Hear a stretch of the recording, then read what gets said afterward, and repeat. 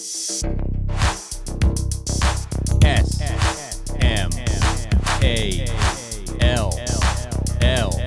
Small talk. Small talk.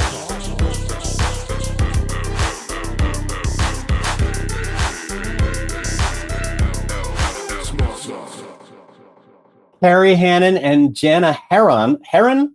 I got it. It kind of rhymes. You guys your names are so close. It's almost hard to remember, but it's very cool. Welcome to the podcast. Great to be here. I have been sort of devouring your book, which is called Retirement Bites, a Gen X Guide to Securing Your Financial Future. I've been devouring your book because I am like your complete target audience. I am I guess I'm a little bit of a late Gen Xer, but I am a Gen Xer.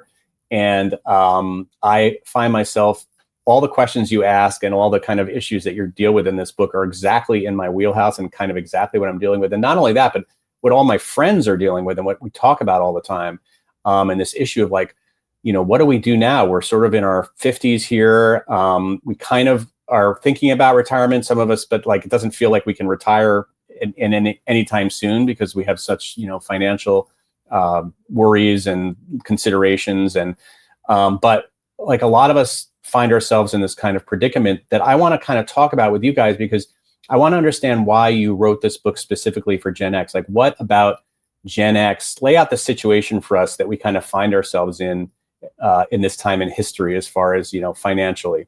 It's a kind of a precarious time for us. Can you lay it out and why you kind of decide specifically to make this book for Gen X? Absolutely. I'm going to let Janna take the lead on that. Take that one. Okay. Well, I mean, we kind of came up with the idea. I was Kerry's editor for a little while. That's how you know each other. Okay, cool. And a couple of years ago, we started seeing a lot of surveys coming out about Gen X and about how they're unprepared for retirement. Their retirement savings is not a lot, and they've got a decade or a little bit more to go before that traditional retirement age. And so we started seeing these, and Kerry was like, "There's something here." Yeah. And not only that, but those articles that she wrote, those columns, got a lot of engagement, a lot of comments, got a lot of feedback, and people are like, "Yeah, this is me." And so we're like, this is a generation that might need a book. And we still read books, which is nice. Right. Everybody talks about the boomers, they talk about millennials, and it's just like, hello, we're still here. And so that was kind of the impetus for the book. And then I'm also a late Gen Xer. Welcome to the cloud. Yeah. And having these same conversations with my friends and with my family. A lot of them are Gen Xers, my brother and my sister. And so it really felt like it was personal as well. So this is something I'm addressing, people like me and my friends, and I really want to help them have a better future. Right. So can you guys explain how we got to where we are? Like, there's been a lot of factors that have kind of come into play between the 401ks and the way the transfer of wealth from the boomers to the Gen X and all the different factors that kind of got us to where we are financially right now. Can you kind of lay that out for us a little bit? Yeah, John, I think that the biggest factor, as you just mentioned, is the 401k. Right. So when Gen X was stepping into the workplace, that is just the same time when the 401k was stepping into the workplace. And nobody really knew what these things were. There was very little guidance, no financial education about how we were supposed to do it yourself retirement. The traditional pension world was sliding away. There were just a few options, even if you were lucky enough to have a retirement plan from your employer that had one of these 401ks. There weren't many options to invest in, nor could you put a lot of money into these accounts. So it was just a strange time and trying to figure out what to do. And of course, the whole idea was none of us were prepared to have to start planning for retirement at that age, because my goodness, it's so far in the future. You can't even imagine why. I remember having those 401k meetings like in my 20s and just being like, what is this? And it was kind of new, right? It was all kind of new and like brand new. And there were economic factors, which, from Janna, you can address some of those, but some of these big things where Gen X was square in the middle of these? If you want to jump in there on that, Janna. Well, yeah, there were times, there's the dot-com crash, and for a lot of the, older Gen Xers, they got a little bit screwed there, you know? And so like maybe they were investing in the stock market, and then they're like, oh, maybe that's not such a good idea. The other thing is when the 401k came out, it was supposed to be a supplement to your pension. It wasn't supposed to be the primary vehicle, but that's what it's become for us. And we didn't get pensions. So many of us didn't get pensions. Right? No. And if we did, we got a little pension, and then it probably got frozen or closed or something like that. And so we were really kind of stuck. And then you have like the Great Recession that happened that really hit Gen X hard. And so we kind of like had a setback, and we had to come back from that. And so you have these like ups and downs. I know millennials like to talk about the Great Recession and how they were like stuck in their parents' basement, but we lost a lot of like home equity during that time. Yeah, it was terrible. There was another factor here too, is credit cards were just coming onto the scene in a big way, right? Mm-hmm. You didn't have to earn a lot of money to get 6 or 7 credit cards. I mean, they were marketing them like crazy. And so Gen X really was the first generation to sort of embrace living on credit to a certain degree. And when, today, that's one of the big factors that a stumbling block for Gen X is they have a lot of credit card debt. Oh, thank goodness that I'm not alone in this, because I feel like when I was so relieved when I read that in your book, I was like, oh, good, because I'm not the only idiot here. Yeah, it's terrible debt. Yeah, I mean, it's the worst, and it's almost impossible to get out of it. And then there's the student loan piece of it, having loans of their own, and even now for their children.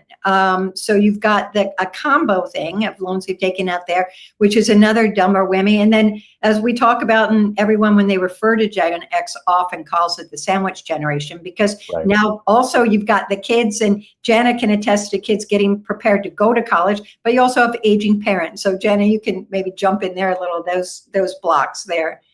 Oh yeah. I mean, my son, he's a sophomore in high school. So my daughter is a sophomore in high school. Hello. Yeah. And so you got that cost coming up. And I've got a son in college. So yes. Oh, so yeah, I'm already there. And even my sister, who's older than me, and her kids have already graduated college, they were having a tough time in the market trying to get a job and stuff. It's just been hard for younger people right now, getting that entry level job. So, and then at the same time, you got to worry about your parents. We've had, personally situations where, we had a family member that needed a lot of help. And it was exhausting because we had to help a person with their finances and getting them set up. And at the same time, taking time off of work, driving down, making sure they're doing okay. And, there's going to be other similar situations like that as the parents get older, so it's just, it's a lot. Yeah. I think let's talk about this word retirement, because I think as Gen Xers, we grew up kind of with this like image of retirement as like, you're like on a golf course in like Florida, at the age of 60. And that is so far off from, I mean, it probably would never be my reality anyway, but even that idea of like having all this free time and like being, like just that twilight years of my life seems so far off to me, like the idea of retirement. And so when you guys talk about retirement, how are we defining retirement here? Like, is this when you just stop working full time? I think of it more as if a time of transition to perhaps phasing into a work life that is less dominant in your overall world, that you slowly phase into the balance between doing not-for-profit projects, giving back in some way, spending time with family, traveling, some of those things that you didn't do when you're in your primary working years. But it's also a time of, it can either be phasing in with your current employer, if that's how it's going to work out, or actually just launching in new directions. Because with longevity, if you think of the idea of 65 actually being a retirement age, and that was totally made up to begin with. Yeah. So it's not really realistic with many people living longer, healthier lives. And so if you think of 2 decades or 3 decades to finance in retirement, the idea of stopping work, cold stop, it seems pretty unrealistic for many people, both financially and I got to say, kind of what you were saying, psychologically, like what? I mean, it's just, so it's not that I'm going to work till I no longer can't work, although some of us might do that. I like to work. I like what I do. But, I like working. I mean, can't imagine just not working. Right. Yeah. We like it. And so, but in Retirement Bites, we have a whole section dedicated to, okay, well, what do you want to do next? What kind of work? Yeah. And plan on working as part of your retirement plan, even if it's not for the pure financial angle of it, but for the mental acuity and the socialization, all the things that work brings to our lives that makes for a healthier lifespan. I mean, what makes it complicated, I think, for Gen X, and again, I run in a certain circle of, right? So a lot of my friends are former magazine journalists, right? This is like the world I grew up in, a lot like you, Kerry, who grew up in that world of the old traditional media world, which has changed so radically. And so many of my peers find themselves, not so much out of work. We're really out of work, but also kind of like balancing a lot, like we're multi-hyphenates now, like we're not just one thing. And I think growing up, we always kind of imagined that, I'll just be working in magazines till I'm in my 60s and then I'll retire and move on. And like, that hasn't happened. And not only in the publishing business, but in the really pretty much in any of the creative pursuits, right? If you're in film or whatever, all my friends that are in creative pursuits, media pursuits, find themselves, it's just not the model that our parents grew up with. And so even though, the idea of retirement seems so distant because we're still trying to figure out how to like survive this year, I think. And so, I mean, I don't know. I know you kind of have to write the book for all people. There's the people who have their jobs and are going to kind of like eventually retire from their full-time jobs. But I feel like a lot of Gen Xers are kind of out of work right now, or already being phased out of the workplace in a way. Did you find that in doing a research for this book? Did you find that, Janna? Kerry, I'm gonna let you take this. You're like the career coach here. So, yes, in fact, I think that is a reality. We've seen a lot of, especially, there have been a lot of layoffs. There's been a lot of, mergers, all sorts of changes. And one of the biggest changes that Gen X has faced, now boomers did too, especially younger boomer, or at the younger end of the boomers, is technology has just completely changed the way we all approach work and the way we do our jobs. So while you mentioned the magazine world, well, it's changed fundamentally. There's not as many. There are no magazines. Physical print things that you can hold on to, but the fact is you can do your job remotely. You don't have to show up at a location. There's lots of different ways to slice or dice.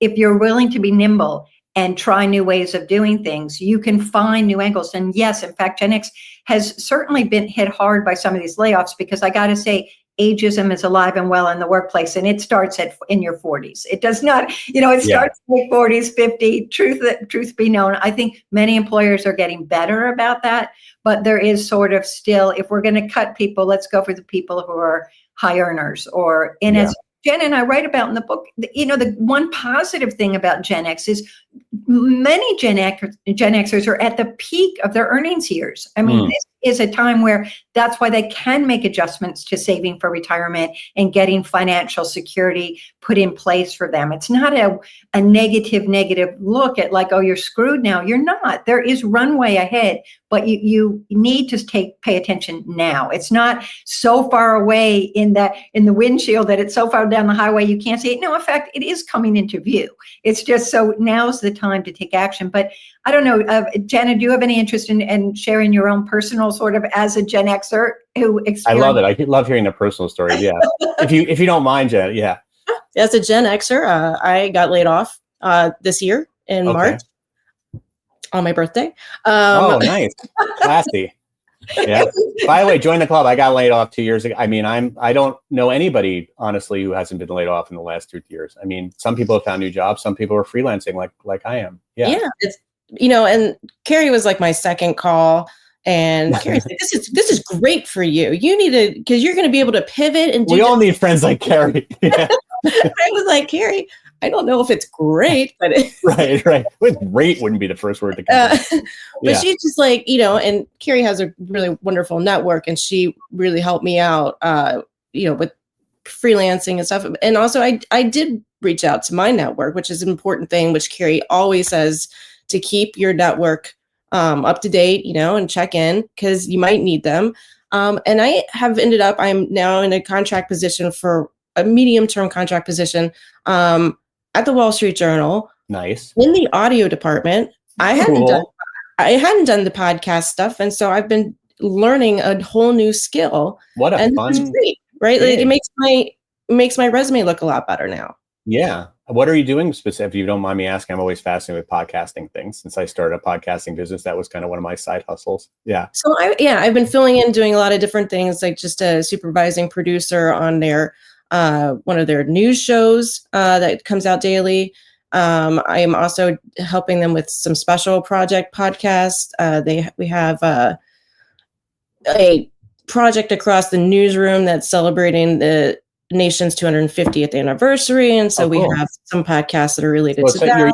I think one of the things that's really interesting, and you guys talk about this, is one of the things, and I want to get into sort of, okay, what are some of the nuts and bolts steps that we can do to get prepared for retirement, but is leaning into your skill set, right? Like figuring out what your skill set is and how it can translate into other places that are hiring. Like you might, magazines that might not exist anymore, but we all still know how to tell stories and how to report stories and how to write, obviously. Mm-hmm. So these are skills, right? That I always say I sell words for a living. So, whatever it is, whether I'm writing, I'm speaking, I'm selling words for a living. And so if you can boil down what is the nut of what you do, and in many cases, it's understanding your skill set. It's being willing to constantly be learning new things. You cannot say you're done learning because everything's changing far too quickly. So even if you are laid off at this time, you need to be like, okay, I'm not just sitting here sending out resumes. It's like Janna said, who's my network? Let me get rolling. Because I always say networking is one letter away from not working. So if you're not networking, you're crazy, get going. And LinkedIn is a fabulous way to do that. It really is. Who do I know? Who's working at companies where I'd like to work? Might know something, because the only way, it's really who you know that's going to get you in the door. You still have to get the job yourself. But if employers hire people they know or people they know, it's not changed. This is how it's been for years.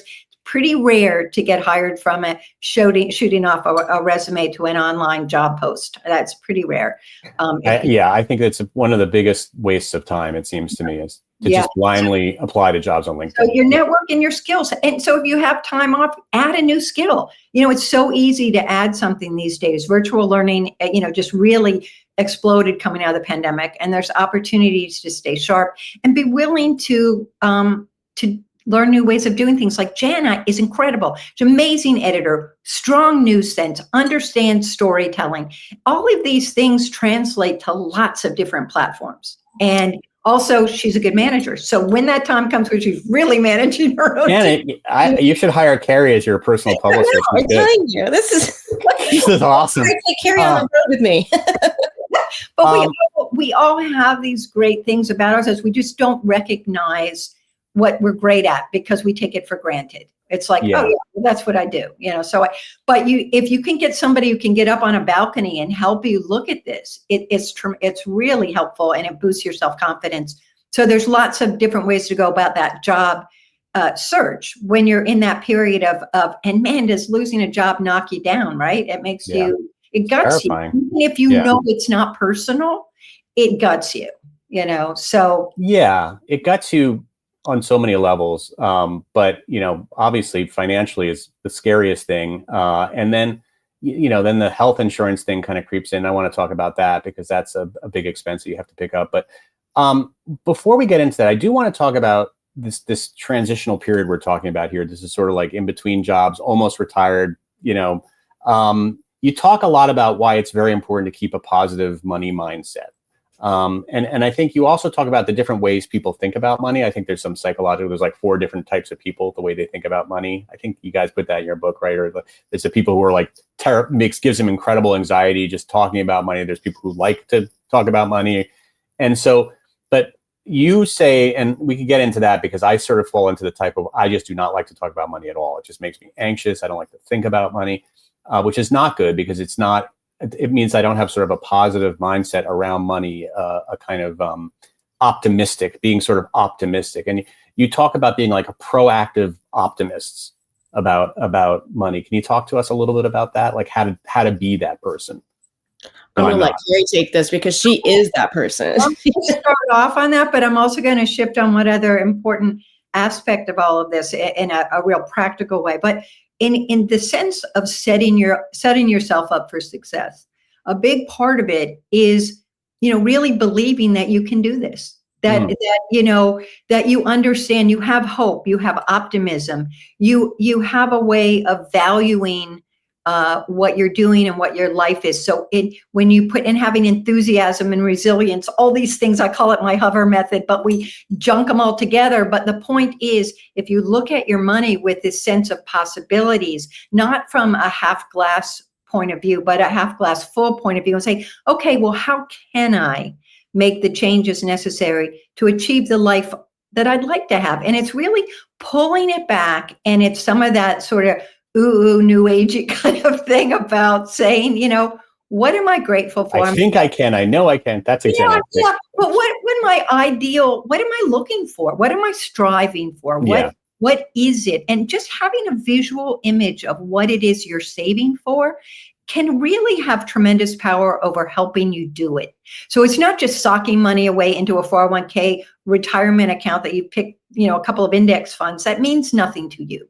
You look at the value maybe when the market goes up and down, but it's just not really helpful in inspiring you to really find ways to make it work and find ways around the edges. So I'm big into visualization, whether it's with, putting up an image board, a vision board, board, doing it on your computer, on the walls, things that help you kind of get your hands around what you're up to and what you care about in your life. Like what would a retirement life be for you? Would it be, how much of that would be working? But a lot of us just do this avoidance, like you just said, I'm just getting through today, seriously.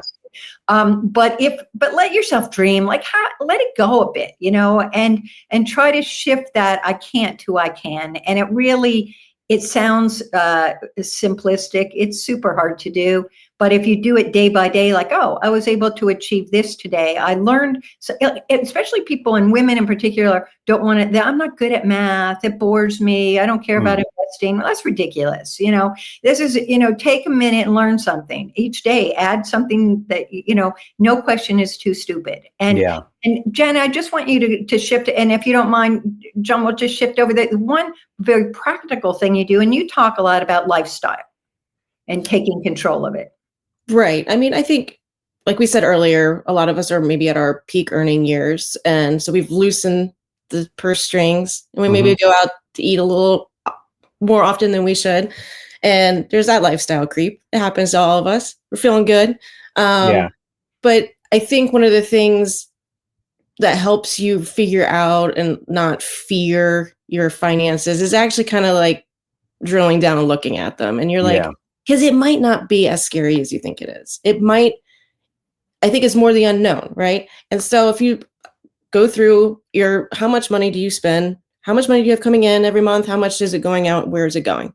And the other thing I like about that exercise is you kind of figure out where you like to spend money, which shows like, we like to go out to eat. We like to, and so, okay, I like to go out to eat. All right. So then maybe I don't do this other thing that I don't enjoy that much, or it doesn't bring me as much joy. And so I can pull back there, but there's always that lifestyle creep that happens, especially now. And I was going to wonder, what is the Gen X, in researching Gen X, where do you think the biggest sort of leak is in terms of our spending? Because I don't feel like we're super materialistic. Look, I'm very much generalizing, and I'm sure Madonna was the material girl, but but I feel like we're pretty careful. But I'm wondering where like the leak is in terms of like where do we get a little crazy? I would say maybe experiences stuff that we do. Yeah. Like maybe the vacations are a little bit, we blow it out a little bit more. Yeah, like, I earned this, right? I'm going on that safari. Yeah. Yeah. And I'm not saying don't take your vacation, but maybe you want to like save ahead of time, to make sure you already bank that and not put it on a credit card and hopefully pay it off. Yeah, I think we're like more of experienced kind of people. I know millennials probably think they are too, but we did Right. it. So that could be something we could think about. But John, it's important when we give statistics in the book, and you see them all the time. The Gen X is woefully behind in saving for retirement and all those things, and often they're not. It's just an attitude, like they think they are. They are. And there's also when you think of it, you shouldn't just look at your retirement account, what you've put aside for your employer. You look at your whole wealth picture, so to speak, and I use the word like broadly, but all of your assets. I mean, and we found that Gen X really has a lot of home equity.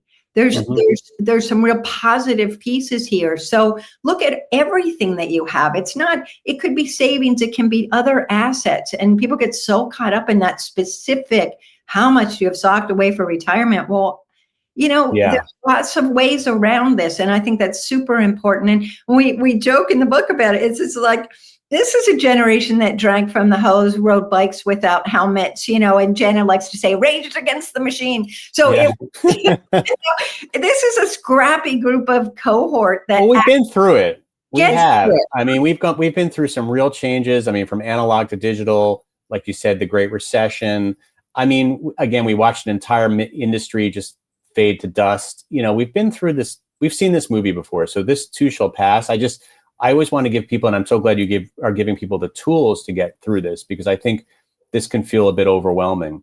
And so one of the tools, so obviously having this vision, really important, knowing your net worth, right? Just having a clearer picture of your income, I think is really important, right? Because it makes it less daunting, right? Like you said, once have a real clearer picture. So you're saying, look at beyond just your retirement account and whatever your income is, like look at your home equity, look at your, let's talk a little bit about Social Security, because you guys talk a lot about Social Security. I think this is something this is so far out of our radar, I think, because Social Security is for old people, right? But but what, like, I was really interested in this part of your book. Like, there's a lot I didn't know about Social Security. So when can you start dipping into it? And you guys maybe don't recommend dipping into it right away if you don't have to. So talk to us a little bit about Social Security. So I'll kick it off quickly, and then I'm going to shift it to Janna. But number one is, the rules are that you can start taking your benefit at age 62.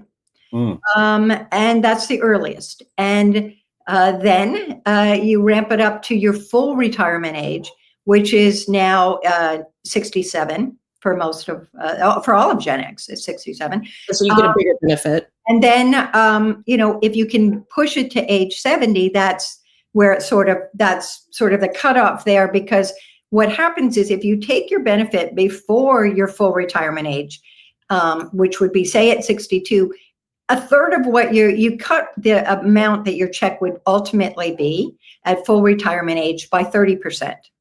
Yeah. So you're getting a much smaller check for the rest of your life. If you can wait to your full retirement age and then hang on till 70, you get an 8% each year bump up in your Social Security check till age 70. And then for the rest of your life, you get the biggest check imaginable. The Social Security is like an amazing thing because it's inflation protected. So every year it gets adjusted for inflation. Now, it's not perfect in any means, but it's the only investment out there that is going to adjust for inflation in this same manner. And you're guaranteed it. And I understand we're going to talk about, there's issues here, right? It's a mess on certain levels. But there's a lot of buzzy stuff out there right now on the TikTok and memes and YouTube, and saying, hey, no, take your check at 62, the earliest possible, and invest it in the stock market. Like, are you kidding me? This is like so scary that people might do this. It's possible that the gains you could get in the stock market would be better, down the road than what I just outlined to you. But I don't have a crystal ball, and I find it hard to believe that you're going to find anything that's as secure when you are counting on this income, and many people are, to support them in retirement in a major way. So that's my little song and dance on Social Security. But Janna, maybe is there anything I missed there that you think is important? No, not on the actual like math of it and the, we're proponents of taking it later just because you're going to get that bigger check. Obviously there's caveats. If you're a person who maybe there's not longevity in your future, you have a health condition or something like that, you might consider taking it earlier. But I think one of the other things that has come out of this is that we're, as a generation, we're worried that Social Security is not going to be there. And so we're here to tell you about that too. First of all, when we talk about the funds or the reserves for Social Security running out, it doesn't mean Social Security runs out completely. It's just that the number of people working, because your payroll taxes, your Social Security payroll taxes, that's what's funding people's benefits right now, right? And so there's just not going to be enough people working, and so the benefits would be cut by, what is it now, like 75%, 80%, right? So you're still going to get that, but let's be honest, Social Security is like the third rail of politics. Like, there's no way that they're going to let that thing run out. It's like Medicare. These two things, It's just going to be a minute before they figure it out, because they still have like about 10 years to try to figure it out. And last time that this happened in the 80s, it came down to months before the funds ran out, before they made these changes. And the changes that they're going to make are going to affect younger generations. So, they might push out the full retirement age. This is why our full retirement age is 67 and not 65, because of the deal they made in the 80s to try to like save Social Security. But I think, it's a voting issue, it's important to your financial security. So make sure your lawmakers put it on their agenda. That's a big issue for us. Probably weren't thinking about this as much when we were in our 30s and 40s, right? John, most many financial advisors that we spoke to for the book, actually for particularly their younger Gen X clients, they run the numbers, the retirement scenario, not including the Social Security. Not including the full Social Security. The full Social Security, so that they have a more realistic, like, if this happens, you're okay. This is how you prepare for it. And I also think it's just, we do a whole chapter or section in the book on finding that magic number for retirement. Like, everyone thinks, how much do you need to retire? I need $1 million. I need $2 million. I don't know. And for everybody, it's going to be different. And the magic number is really up to you to figure it out, in the sense that it's not $1 million. It depends on where you're going to live and when you're going to start Social Security and what kind of your health. Aren't there tools online? There's kind of doesn't the AARP have like a calculator or something, or AARP? Great calculator, but how long you think you're going to live, and what kind of, what, like Jen also, and one thing Jenna, we write about what, really looking at what you spend today as sort of a guideline when you were talking about doing the budgeting. Big important thing to do. Because you're going to want to live a very similar lifestyle. That's the goal. And so you got to know how much you like to spend. And I think, take about 80% of that for retirement, and that's what you're going to be spending. The other thing with Social Security, by the way, you can go onto my Social Security, is it .com? .gov, I guess it's .gov. Okay. And you can see what your benefit would be at 62, at 67, at 70. And so you can actually look at that. That's so interesting. Yeah. It really opens your eyes to like, wow, like it can be almost double of what if you took it at 62 versus what your monthly check would be at 70. I mean, it's a big leap. So I would say go do that. Just because you're like, oh, wow, I'm going to have that money. It gives you peace of mind. Yeah, I think to know, again, like sometimes we're very focused on that thing that we have socked away, which in a lot of cases is not as big a number as we'd like it to be, even though we've been putting money in our 401ks, it feels like for 30 years, like it's still not a lot of money. At least in my case, it isn't. And that actually, I don't want to dwell too much on retirement accounts because you have a lot on this in your book and it's very detailed. But as far as like, if you didn't have a 401k, or if you are feeling like you need to start a retirement account, after hearing us talk today, where would you start? I mean, do you even advise people having retirement accounts? I mean, it's important, right? It's an important part of retirement. Absolutely. Oh, absolutely. You should. And it's really easy to do and to set up for sure. There's great financial, at a financial services company like a Vanguard or Fidelity, a T. Rowe Price, Schwab, what have you, you set up an individual retirement account that if you're self-employed, like, we were just talking about, John, a lot of freelancers and stuff, just automate this. If you can just cast a chunk of that aside, automate it directly from your checking account when you every single month go into this either a traditional individual retirement account if you anticipate that your tax, that this is an important tax situation for you, you're thinking you want that tax deduction on your taxes currently, or do a Roth. I love the Roth. If you qualify for that, then you're not going to have to pay tax on that money coming out. And you may be in a different tax bracket at that point, and it may make sense for you to do that moving forward. But I think it's very important to understand this is not hard to set up. They make it super easy, and it's just a matter of automating it. I think that's the biggest stumbling point. People, I'm trying to make ends meet. There's absolutely no way I'm paying my rent or my mortgage. And you're like, yeah, actually, you probably won't miss it if it goes out pre-tax, if you're doing it that way with the traditional. Janna, would you add to that in any way? Yeah, I would just say, well, I've been a freelancer and I have an SEP IRA or IRA. And it's a great tool. Like you can sock a lot of money in there. So there have been times in my career that I've had the SEP because I've been freelancing and, what does SEP stand for? Is it Simplified okay. Plan? Okay. I think that's it. Simply. Sorry, we don't have it. We should know. No, I don't even mean, I just was making sure people knew what an SEP is. What's different from a traditional and an SEP is that you can put a little bit more money aside. Got it.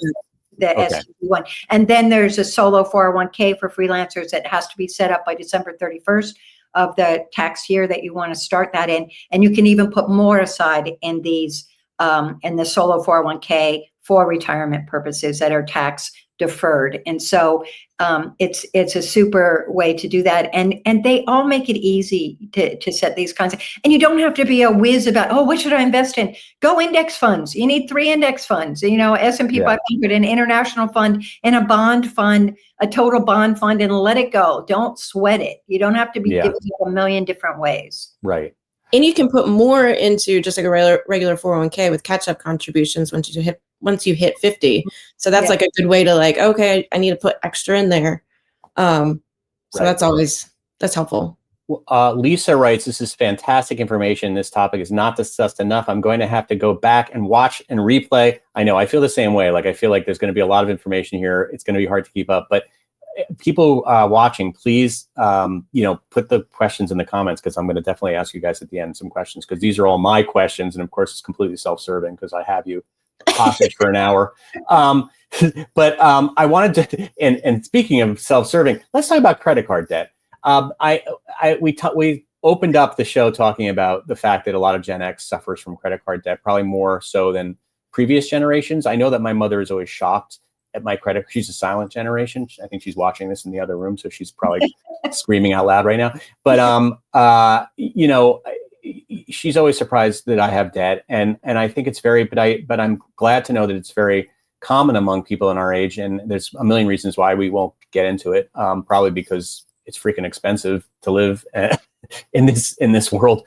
And it's hard to keep up. But what are your tips for chipping away at it? Because it does sometimes feel insurmountable, and all these things we're talking about, putting away in an IRA, and there's all these different, places to put your money. And then it's like, well, at what place in the chain should credit card debt be, as far as like, because that seems to be like the most ridiculous albatross around our necks, is this debt with the interest rates, what they are oftentimes. Yeah. I mean, it really should be the first thing that you tackle, to be honest, because of those interest rates. Because if you put that same money into, your 401k and you make, say, 8% on it, you're still losing money because you're paying like, maybe 19-20% on your credit card debt. The credit card debt, we have a couple different ways to go about that. We got to interview this really great guy who shared his story about his credit card debt. And, he had lost his job at the Great Recession. got divorced, he had double whammies going on here, and then racked up a whole bunch of credit card debt, and he had to like really work to pay it down. And he literally even said, he's like, I even put my credit cards on ice, like froze them. Literally like froze them. I hide them. I hide them in places I can't find them. And yeah. So, one of the things you really want to do is tackle the debt with the highest interest rate first. If you can, that's called I think it's called the snowball method, and pay that down as quickly as possible. Check out if there are any balance transfer, 0% balance transfer cards. That's important. And you might get 12, 18 months of 0% interest where you could just pay down that balance. And so that's a really great way to do it. Those are my preferred. Consolidating it. If you have debt on different cards, is there I remember at one point I had, and this might've been a bad idea, but I had Citibank take it, that I started paying I forgot how I did it, but I wrapped the debt into a Citibank account, and then I just pay one interest rate on all that debt. Does that make sense? Yeah. What I did? Yeah, you can do a consolidation loan. If you have a bank that you work with, they can help you take out a bank loan actually that consolidates all of that and you can at a much lower interest rate, say 8% or in that vicinity. That the other method that some people do is the avalanche. I think it is where you start with the smallest amount, and because then you go, oh, I did it, I paid something, and so you have renewed confidence, and you go to the next one. What Janna mentioned, I think, is really the preferred way to do it, because you got to get the high interest down as fast as possible. But if it's going to help you feel more like you're getting something done, some people do try the other method of doing it. But the most important thing is to don't ignore it. I mean, it just will, it is the biggest stumbling block to achieving almost any of your dreams. And I just think there are certain kinds of debt we all say is okay to have, but credit card debt is the worst. At those rates, it's just not. If you're revolving the credit, it's hard to make that case. Yeah. One of our good friends at Lending Tree, Matt Schultz, also has his own book too. I forget what it's called, but it's a good book too. But anyway, he is a huge proponent. Call your credit card issuer and ask for a lower rate, lower interest rate. It works. Right? So if you can't get it all into a balance transfer card or whatever, just make that phone call. And he's like, eight times out of 10, you're going to get it. And they don't want you to transfer it over, right? They don't benefit? They'll do that. They'll also, if you have late fees, if you've been a customer or had that card for a while, they'll take that late fee off.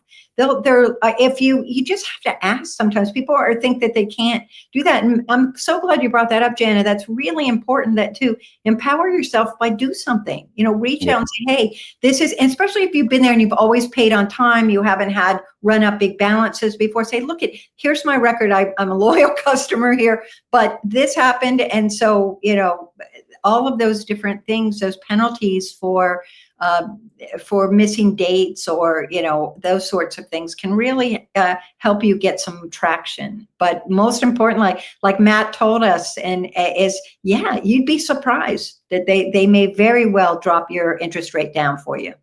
Yeah. Yeah, go ahead. You can also use home equity. You could refinance, pull a little bit of your equity out to get rid of some of those balances. Definitely, I've talked to a lot of real estate guys, and they're just we see that a lot. Yeah. Especially since you probably had a pretty good run up in home prices, so you probably do have equity that you might be able to tap. And one thing what would be the advantage of doing that, because the interest rate would be much lower on that loan? Yes. Yeah. Oh, good question. The other thing, John, is you can, and I don't encourage people to do this, but you can take a loan from your retirement account, which has lots of reasons why you might not want to do that. But if you're really, just buried under this debt, if you do that, what happens is you, in fact, do have to pay that loan back, but you're borrowing from yourself. And even if there is an interest charge on that, but again, you're paying interest to yourself. So it's not, your company might charge a little small fee for taking out that loan. But it is, if you're really desperate, it is something, as long as you know that if you leave that company, you might have to pay that back rather quickly, that amount. But if you feel comfortable doing it, it is a method to get out from under. I do not advise people to actually take that hardship loan or the hardship withdrawal, like completely taking it out. Yeah. Try not to do that, because that's really going to set up, not be good for your future if you can stay away from doing that. Right. The loan is it is one way you could do it. I want to and we're going to wrap up soon, but I do want to talk about the cost of healthcare, because I think this is something that a lot of people, it's just nationally are struggling with. This is the big conversation now, but Gen Xers, I think, are finding themselves in a situation where, like you and I, Janna, where we lost a job where we had health insurance, and then we had to go get our own health insurance. At least I did. And I was surprised just how much it was for my family. It's shocking. And I'm wondering, you guys have some good tips about thinking about healthcare and keeping the cost down. Can you share some of them with us? Definitely. I feel like this is such a, this is in the headlines now, right? Yeah, exactly. With the cost of healthcare and, those subsidies going away. And so going on the exchange is just going to be so much more. My sister and her husband, they're saying their bill go way up because he's self-employed, and it's just, well, so, we don't get, because sometimes we don't qualify for the Obamacare. Like, there's a lot of gray area where it's like, maybe you make a little too much to qualify for the Obamacare subsidies, but then you don't make enough. Like, then you get walloped by. No, you can write, if you're a freelancer and you're an independent business person, you can write a lot of this off your taxes. If you may do the standard deduction, which might end up being higher altogether on your taxes. But I think it's 7.5% if your medical expenses exceed that of your adjusted gross income, you can write, like when I freelanced, I was often able to write off my premiums and all that, even though it was $1,200 a month or something. It's ridiculous. But Janna, I want to say one thing, and I want Janna to get into nitty gritty. Janna, one of the biggest tips that we have in the book is that for setting yourself up for Gen X, the most important thing you can do is stay healthy today. Yeah. To actually invest in your health. Your health, in eating health and with an eye to nutrition, in having an exercise plan, of being physically fit, not necessarily running fast miles or bench pressing, but having a sense of taking care of yourself, because that is going to be the best investment you can make to deal with this grappling future, not even today with what we're seeing, what you're saying with layoffs, but the future healthcare costs, which is exorbitant. And Janna, you did some good research on that in the book. Yeah, well, we have a great source who's both a physician and a financial planner. So she. Oh my God, perfect. Yeah. I might have to interview her. I might have to get her name after. Oh, you should. She's terrific. Oh yeah, Carolyn McClanahan, awesome. Anyway, so you see these how much you're going to spend on healthcare costs and retirement out of pocket, and it's a huge number. It's over. It's six figures, but it depends on your health, right? Like it's an average. And so a lot of people are not going to spend that much, and a lot of people are going to spend more.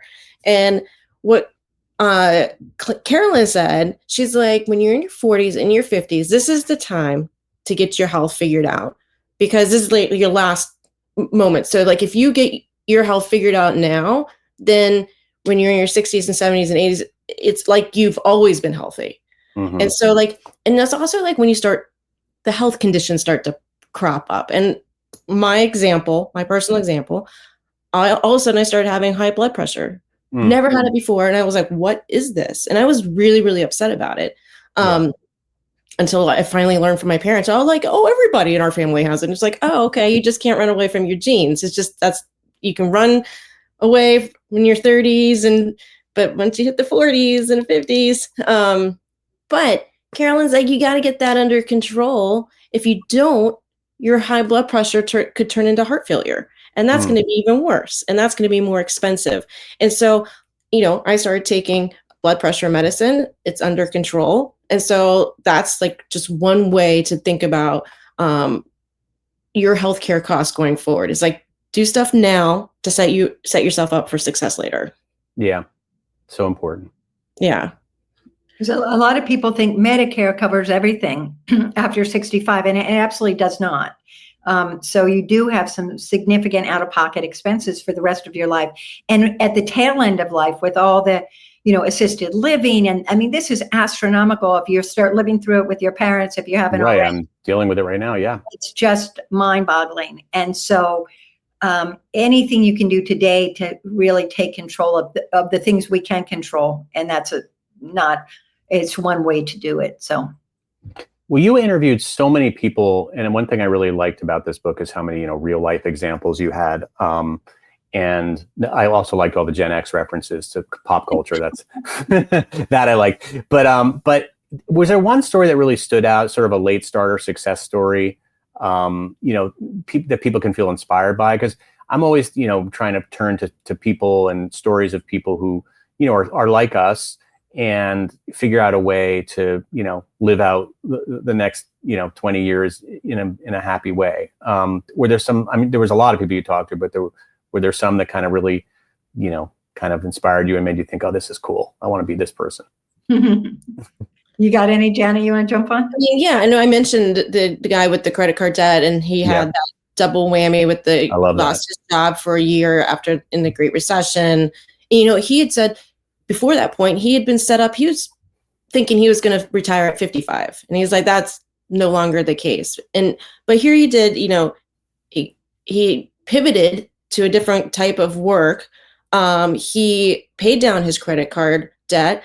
And when I talked to him, he had just bought a house. He'd been renting and stuff. And he said to me, he's like, changed his life. Yeah. He's like, he was like 2 years from being 55. He's like, I'm not going to retire 55. He's like, but I think I might be able to go down to part-time at 65. And he's like, that sounds pretty good. And he really loves what he does. He works for a nonprofit that helps people find jobs. And so, he gives back, and he's just, it was inspiring to see someone knock down that much and still get back up. Yeah. That's important for me to hear. Scrappy generation, resilient. I mean, and you got to believe in yourself that you can do this. But John, I know it looks like you have another question, but what I truly need to know, we're asking you a question here. What was your favorite band growing up? And movie. Are you asking me? Yes, we are. Oh, I thought that was a comment. My favorite band growing up. Well, it was probably the Beatles, the Police. And then I started getting really into rap music. So it started becoming like, let's see, Rakim and Eric B and Run DMC. And I'm a DJ. So this is a very difficult question for me, because I just am so awash in music, and I just love so many different kinds of music. But those are the first bands that came to mind. What about you guys? Well, I don't know. I love Pearl Jam and Eddie Vedder. Right. That's always. I love that era. So I'm a late Gen Xer, right? So that era was when I was more in my 20s. And yeah, I love Nirvana and I loved Pearl Jam. And of that era, even Rage Against the Machine. It's interesting. My son got me into that music because he started listening to that Lithium channel on Sirius XM. He was really, really into, my son's a musician, so he's really into music, but, and he goes to music school, college. So, but so that music, I sort of rediscovered that music, because I don't think I listened to it so much when I was younger, but now I really like it and appreciate it. How about you, Janna?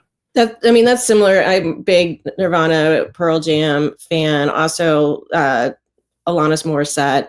Oh yeah, love Jagged Little Pill. It's a great album. I've seen her do the concert. Yeah. I went to a Pearl Jam concert not earlier this year with like all of my husband's like college friends. Oh God, it was so fun. Oh yeah, it took like a week to recover from all the fun. Yeah, make retirement bites and hand it out to the audiences. That's a good. Yeah, it's perfect. It's your demo is right there, and then I should hand out little cards to my Substack. Let's do that. Yeah, Small talk. I think we've tapped into something here. Somebody mentioned HSAs. I'm not going to get into HSAs because I think that's in your book and it's a whole other thing, but definitely something that we didn't talk about when it comes to health insurance. We love HSAs. We think you're big fans of HSAs? Yeah. Okay. So talk to I don't know, who do you talk to about HSAs? Your financial advisor, whatever. But let me just make sure there's no other questions, because I want to give people a chance. Does anybody have a question out there? Don't be shy. Well, this has been fantastic. I could talk about this topic forever, and to you guys forever, because this is like so top of mind for me. The book is called Retirement Bites, a Gen X Guide to Securing Your Financial Future. There it is.